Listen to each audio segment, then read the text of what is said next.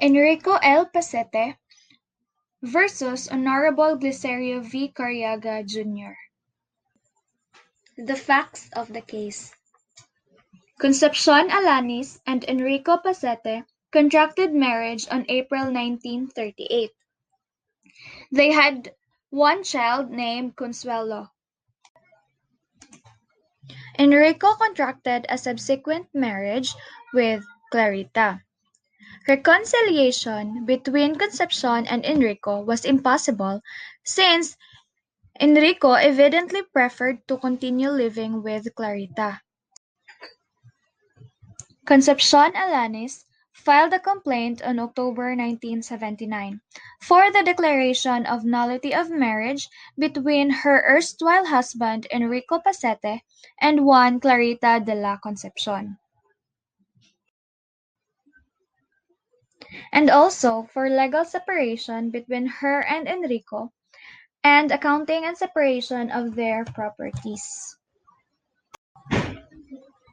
Due to unwanted misunderstanding, particularly in communication, the defendants failed to file an answer on the date set by the court.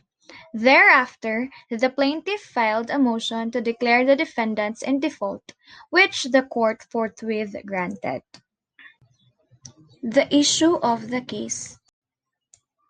Whether or not the RTC gravely abused its discretion in its decision. Ruling. The Civil Code provides that no decree of legal separation shall be promulgated upon a stipulation of facts or by confession of judgment.